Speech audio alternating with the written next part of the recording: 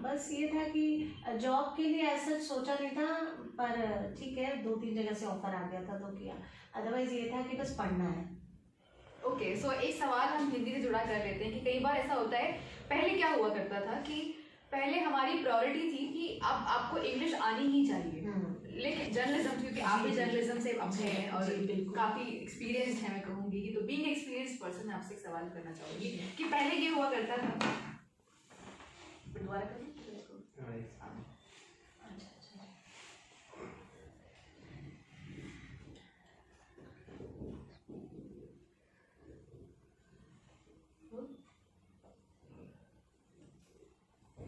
Journalism से जुड़ा मैं एक सवाल करना चाहूँगी क्योंकि आप भी काफ़ी एक्सपीरियंस इस फील्ड से हैं, आपको काफ़ी ज्ञान है मैं कहना चाहूँगी। तो पहले क्या हुआ करता था कि इंग्लिश को एक लैंग्वेज बना दिया गया था कि इंग्लिश आपको आनी ही चाहिए, लेकिन जर्नलिज्म जो है, न्यूज़ चैनल जो है, जो हमारा इंडियन मीडिया है, वो कहीं ना कहीं हिंदी को अब भी ढूंढता है और हिंदी को एक्चुअली में उन्होंने दोबारा लेके आए हैं। तो कहीं ना कहीं आपको नहीं लगता कि हिंदी वापस आ रही है, लोगों का इंटरेस्ट फिर से गेन हो रहा है और सोशल मीडिया पे भी ऐसा अब हो गया है कि हिंदी लोग ज़्यादा पसंद कर रहे हैं इंग्लिश से, तो क्या कहना चाहेंगे इस बारे में? बिल्कुल, बहुत वाजिब सवाल है और बिल्कुल समसामयिक सवाल है मैं कहूँगी, और मुझे लगता है इसका कहीं ना कहीं बहुत बड़ा क्रेडिट हमारे इस समय जो देश जिस हाथों में है, हमारे जो माननीय प्रधानमंत्री जी हैं, आदरणीय नरेंद्र मोदी जी, उनके नेतृत्व में, क्योंकि ये राष्ट्र काम कर रहा है और उन्होंने जिस तरीके से जो भाषण दिए, मतलब मैं आज भी उनके अभिभाषणों को याद करती हूँ तो गूज बम्स हो जाते हैं और मैं तभी से उनसे प्रभावित हो गई थी कि वाह, कोई एक ऐसा व्यक्ति अब आया हमारे राष्ट्र में, अब ज़रूर कुछ अच्छा होगा हमारे देश में। तो वहाँ से भी योगिता जी हमें स्वीकार करना होगा कि हिंदी बहुत अपने परचम पे है। लोगों ने हिंदी को और हिंदी वालों को, बेसिकली इंडियंस को एक सम्मान देना शुरू किया।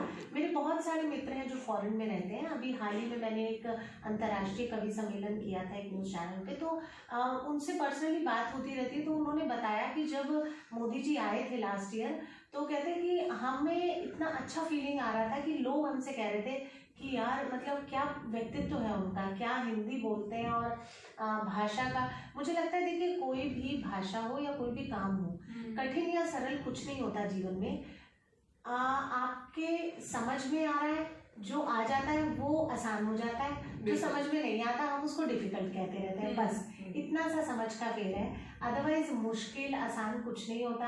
अब हम बोलते हैं, एक शब्द है किम कर्तव्य विमूढ़, मतलब क्या करें क्या ना करें की स्थिति, अन्य मनस, बहुत सारे ऐसे शब्द हैं। तो हम कहते हैं बड़े शब्द, बहुत कठिन शब्द हैं। जैसे मैं ऑफिस में अक्सर कहती हूँ, प्रशासनिक शब्दावली होती है हमारे यहाँ, तो हम कहते हैं अप्रूवल के लिए आप अप्रूवल, अनुमोदन अगर नहीं याद आ रहा है तो आप अप्रूवल को लिखिए, पर देवनागरी में लिखिए। तो ठीक है, पर आप जब उसको, क्योंकि पहली बार अगर आपने सुना किम कर्तव्य मूड, अन्य मनस या अनुमोदन, तो आपको अजीब सा लगा कि अरे कौन से देश का शब्द है, हम कहीं एलियन तो नहीं, हम कहाँ से आ गए। लेकिन जब आप यूज टू हो जाते हैं, जब आप उनका प्रयोग करते जाते हैं, तो आप देखेंगे कि आप इतने उससे मतलब वो आपके परिवार का एक अंग लगने लगता है। तो कठिन सरल की परिभाषा तो मुझे लगता है ऐसी कोई नहीं होती।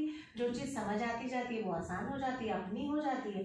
जो समझ नहीं आती, दुरूह होती है, मुश्किल होती है, तो उसको हम अपनाने में थोड़ा संकोच करते हैं। सारी बात अपने स्किल्स डेवलपमेंट की है एक्चुअली, हम कितना अपने स्किल्स का, अपने कौशल का विस्तार करते हैं, that is the main thing. Okay, तो ये बहुत अच्छी बात बोली इन्होंने। और चलिए, वक्त तो चला चलने का, लेकिन जाते जाते इनसे सवाल कर लेते हैं कि इतना एक्सपीरियंस इनको है, तो हमारी ऑडियंस जो है उनको क्या मैसेज देना चाहेंगी?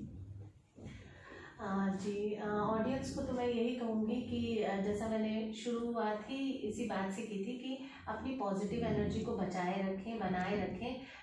वक्त कैसा भी हो, जब खुशी का समय नहीं है, दुख आया है, हमने पिछले लगभग साल भर ही कहेंगे, 10-11 महीने हो गए, दिसंबर 18 से शुरू हो गया था इसकी सुगबुगाहट, लेकिन मार्च में जाके संपूर्ण लॉकडाउन घोषित हुआ। तो वक्त जैसा भी वो निकल जाता है, धैर्य और संयम को बनाए रखें। और देखिए, मैं एक सबसे महत्वपूर्ण बात ये कहूँगी कि मतलब जो लोग सुसाइड करते हैं उनके लिए बेसिकली बहुत गलत है। और ईश्वर ने ये जो मानव देह दी है आपको, मनुष्य का जो जन्म दिया है, इस दिशा में तो कभी ना सोचे आत्महत्या के लिए, क्योंकि ये मनुष्य का जन्म बहुत मुश्किल से मिला है। इसके प्रयोजन को पहचाने, इसकी सार्थकता को समझें और मनुष्य के देह में आए हैं। तो मुझे एक श्लोक याद आता है, वो मैं ज़रूर यहाँ कहूँगी। ये शाम न विद्या न तपो न दानम न ज्ञानम न शीलम न गुणो न धर्मा ते मृत्यु लोके भूमि भारभूता मनुष्य रूपेण मृगाश्च चरन्ति। अर्थात ये बचपन में मैंने संस्कृत 10th तक पढ़ा है, तो सुभाषितानियाँ होती थी। उसमें था कि अगर आप में विद्या है, धन है, विद्या तपो दानम ज्ञानम शील, ये सारे गुण है, शील है, ज्ञान है, गुण है, ये सब है, और आप मनुष्य हैं, तो आप पशु के रूप, अगर इन सब का उपयोग नहीं करते हैं तो इस धरती पर होकर भी आप पशु के समान विचरण कर रहे हैं। तो आप अपने होने की सार्थकता को दिखाइए और बस अपना काम करते रहिए, अपने टाइम को व्यवस्थित कीजिए, मैनेजमेंट कीजिए। और मैं एक दोहे से, 2 पंक्तियों से इस बात को समाप्त करूंगी। और विशेष रूप से धन्यवाद मारवा स्टूडियो को, उन्होंने सम्मान दिया और ये इंटरव्यू आज वो ले रहे हैं। तो मैं अक्सर कहती हूँ कि एक दोहा है, खुद से कभी ना हारना, दुनिया हराए हजार, खुद से कभी ना हारना, दुनिया हराए हजार, फिर एक दिन इस जीत का तुम जश्न देखना यार, ओ बंधु जश्न देखना यार। खुद से कभी मत हारिए, अपनी विल पावर को बनाए रखिए, फिर दुनिया आपका लोहा मानेगी और फिर जश्न देखिए आप क्या होता है, कमाल। क्या बात है, बिल्कुल मैं कहूँगी कि इन्होंने एनर्जी भरा जो इंटरव्यू इन्होंने दिया, जो बातें इन्होंने की है, बहुत ही खूबसूरत बातें इन्होंने की है। तो दोस्तों आज के लिए बस इतना ही, जल्द मिलते हैं आपसे बहुत सारे मेहमानों के साथ, करेंगे चर्चा बहुत सारी। आप Yogita signing off for MS TV herbal आपके साथ।